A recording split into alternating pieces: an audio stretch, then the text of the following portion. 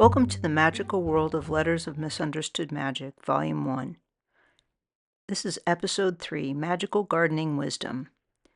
Today we explore the secret art of shadow gardening, where plants thrive in twilight and wisdom grows between worlds. We'll discover how the sisters work with nature's hidden language and learn to listen to what grows in darkness as carefully as what flourishes in the light. Before we journey through these letters, let me tell you about two sisters. The sisters are an ancient circle of secret keepers who have preserved magical knowledge across generations. They are not just bound by blood, but also by their shared connection to the subtle energies that flow through our world. Each sister brings unique gifts, insights, and specialities to their collective wisdom. Over the years, they have continued the art of letter writing, preserving their stories and documenting their lives. In Volume 1, we will encounter 6 remarkable women, 5 sisters and 1 cousin. Today we'll hear a letter from Nyla to Maggie. Nyla Mandragoria is the eldest sister and lives in a secret canyon in Upper Arizona. Nyla speaks with ravens and understands the patience required for canyon blooms to open. Her garden holds plants that others believe impossible to grow. Nyla is surrounded by her menagerie of animals. Her sharp wit and historical memory make her a formidable truth-teller among the siblings. Nyla's wisdom comes from a lifetime of observations and experience.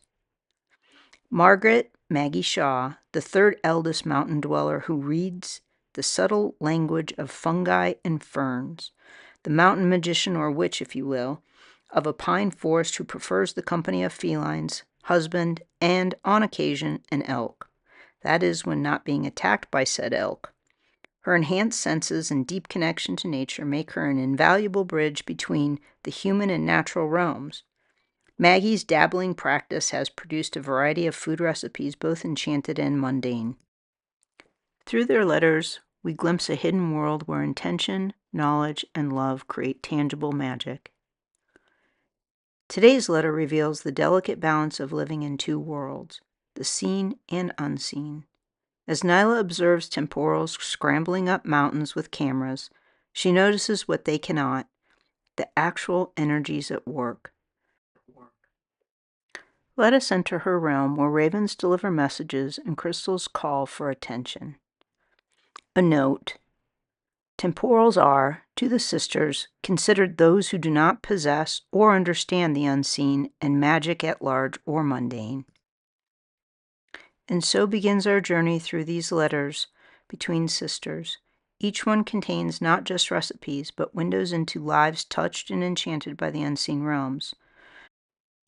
Today I'll be reading a letter dated spring, April 15th.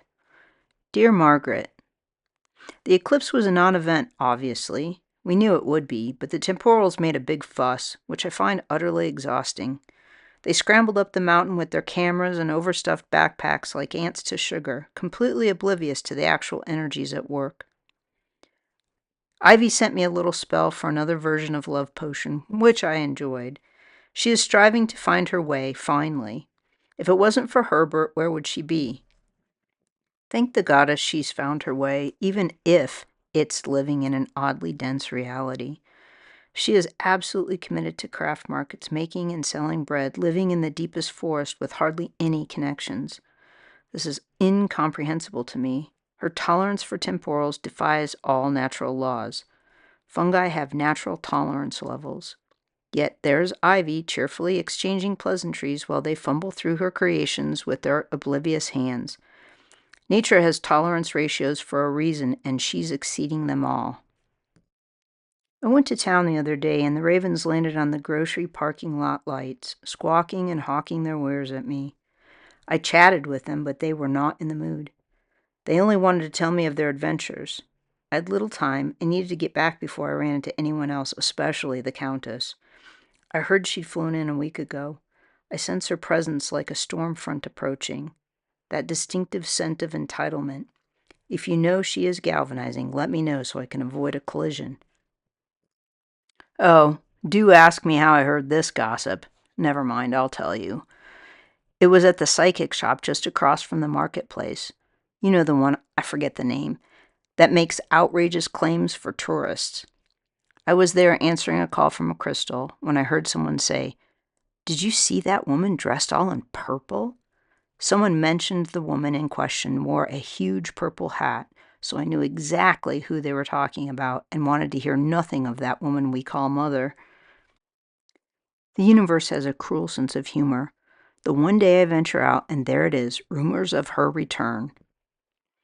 I did not make eye contact with anyone, but created a see less chaos spell, which might have included a pot falling off of a shelf and crashing. It worked brilliantly, as always. The look on the shopkeeper's face was worth the small guilt I felt over the broken pottery. Some sacrifices are necessary for one's sanity. I hope you and Lucas are well. I marvel at your resilience living there, in deep tourist territory, my dear. The tourists are the most mundane of temporals and require that you continually practice your compassion magic. That is a test I would fail. Well, your compassion is rather stone-like, much in line with mine, but your face glamour is superior. Curious how each of us can outwalk each other's path. We are like different herbs in the same garden, entirely unique in our properties, yet somehow growing from the same soil. All my love from the quiet shadows for now, Nyla. P.S. Do you still practice the proper form when crafting? I find myself forgetting until my back aches. Perhaps some lessons need constant relearning. The body remembers what the mind forgets, doesn't it? Rather inconvenient. The wisdom of the sisters teaches us that magical gardening isn't just what we plant, but how we tend. Like Nyla in her quiet shadows, we learn that sometimes the most powerful work happens when we step away from the crowds that cannot see what we tend. Thank you for joining me on this journey today. For Letters of Misunderstood Magic, Volume 1. Please subscribe to the channel for notifications of future stories. If you'd like to know more about the Sisters' World, click the link in the description under this video.